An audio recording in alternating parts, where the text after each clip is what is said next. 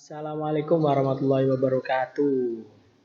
Perkenalkan, nama saya Ahmad Fatur Rizky, NIM 1901161. Saya salah satu mahasiswa dari STI YPPI Rembang semester 2. Di sini saya akan mencoba mempresentasikan mengenai materi dari makul Bahasa Indonesia, yakni Hakikat Bahasa.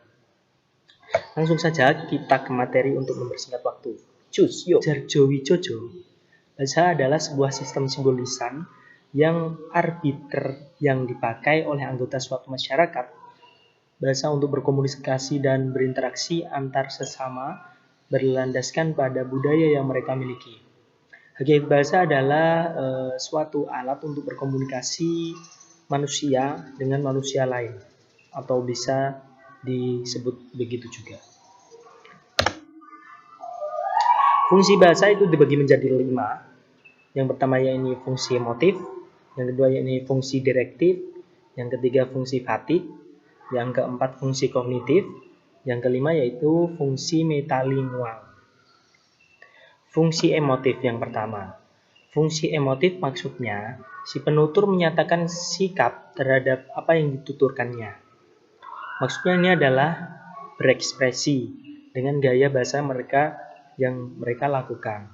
Si penutur bukan hanya mengungkapkan emosinya lewat bahasa, tetapi juga memperlihatkan emosi itu sewaktu menyampaikan tuturannya, atau bisa diperagakan, gitu ya.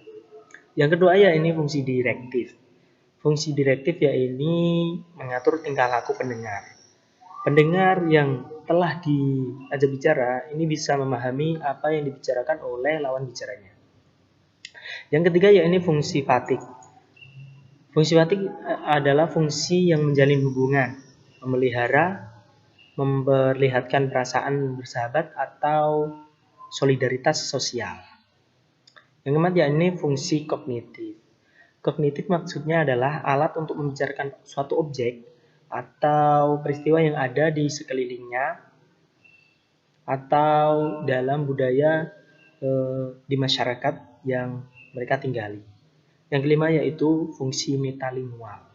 Fungsi metalingual ini maksudnya yaitu bahasa digunakan untuk membicarakan bahasa itu sendiri.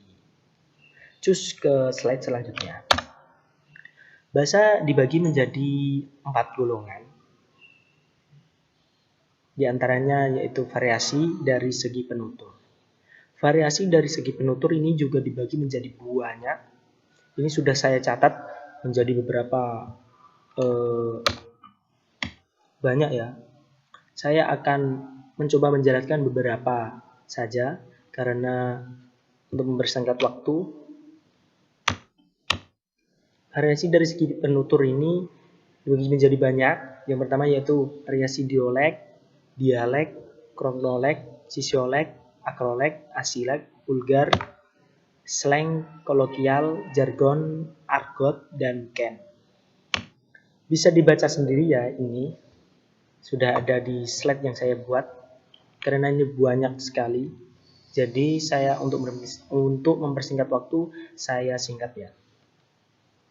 Yang kedua ya ini variasi bahasa dari segi pemakai.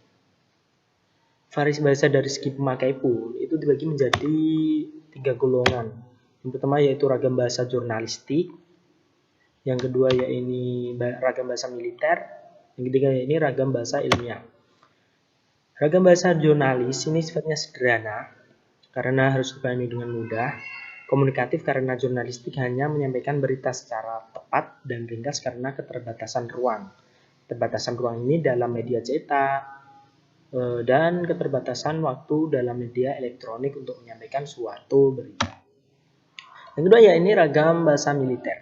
Memiliki ciri ringkas dan bersifat tegas sesuai dengan kehidupan militer yang penuh dengan kedisiplinan dan instruksi. Yang ketiga yaitu ragam bahasa ilmiah. Cirinya yang lugas dan bebas dari keambiguan. Ambigu ini adalah memiliki 2 pengertian. Maksudnya begitu. Karena bahasa ilmiah harus memberikan informasi secara jelas tanpa keraguan akan makna dan terbatas dan terbebas dari kemungkinan tafsiran makna yang berbeda serta segala macam metafora dan idiom. Yang ketiga ya ini variasi bahasa dari segi keformalan. Dan variasi dari segi keformalan ini juga dibagi menjadi beberapa bagian teman-teman. Ya, dibagi menjadi dua, ragam baku dan ragam santai. Ragam baku atau resmi merupakan variasi bahasa yang paling formal yang digunakan dalam situasi khidmat seperti upacara, rapat, dan lain sebagainya. Kedua, yaitu ragam bahasa santai atau ragam kasual. Merupakan variasi bahasa yang digunakan dalam situasi tidak resmi untuk berbincang-bincang dengan teman atau keluarga dan lain sebagainya dalam situasi non formal atau santai, bahasa santai teman-teman. Yang ketiga ya ini variasi dari segi sarana.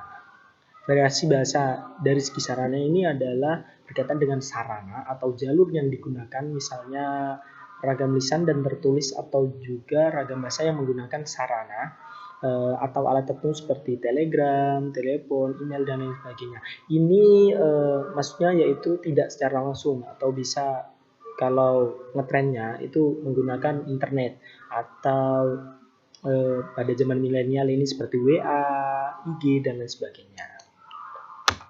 Terima kasih, cukup sekian presentasi yang dapat saya sampaikan. Kurang lebihnya saya mohon maaf. Wallahumma fiqil aqwani thorik. Wassalamualaikum warahmatullahi wabarakatuh.